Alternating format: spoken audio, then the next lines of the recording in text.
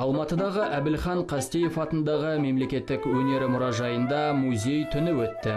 Әдетте тыныштық жайлаған залдарға бір түнде қарбала сенді. Келушілерді рок-музыка қарсы алып, би ұжымдары, театр актерлері мен суретшілері жарқын күлкісімен әңгіме дүкен құрған кейіпкермен жандандырды.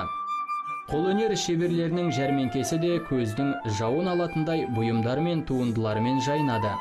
Шеберлері тек жәрмеңкеге ғана келмепті. Олар тегін шеберлік дәрістер де өткізіп, халықпен етене араласты. Алматылықтар мен қала қонақтарын жыл сайын жаңа бағдарламамен қызықтырғымыз келеді.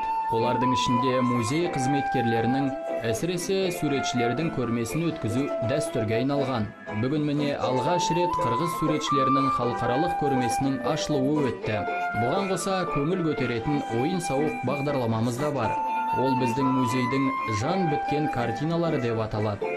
Яғни сіздер музей қабырғаларындағы картина кейіпкерлерімен бұл түні залда бетпе-бет келіп қалуыңыз әбден мүмкін. Олардың арасында орта ғасырлық киім үлгісіндегі сұлулар, немесе дулығалы батырлар бар.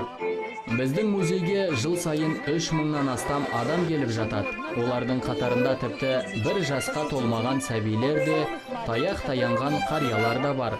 Өнерді бағалайтын адамдардың ағылып келгенін көргенінің өзі ерекше қуаныш сыйлайды. Мұның өзі қаламыздың жоғары мәдени талғамының айғағы шығар.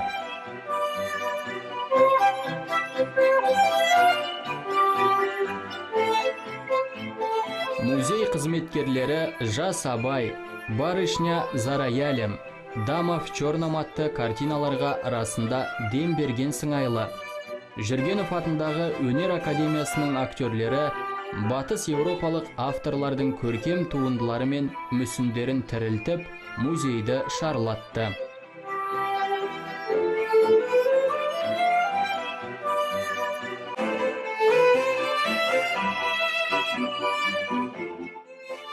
Біздің бөпелеріміз бүгін 2 айға толды. Біз үшін бұл кішігірім мейрам. Бұл күні осылайша музейге келіп, өзімізше атап өттік. Бәрі ұнады.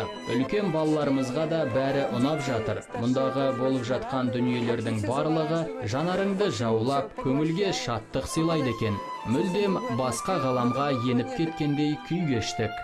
Керемет әсер алдық. Музей залдарын картиналардан түскен кейіпкерлер аралап жүреді деген ой қатты ұнады. Бұл туралы алдын ала оқып едім. Сондықтан күйеуіммен бірге келгенді жөн көрдім. Бәрінен де осыншама адамның келгені қуантады. Халықтың мәдениетті осыншама бағалап, құрмет көрсеткені үшін ризамын.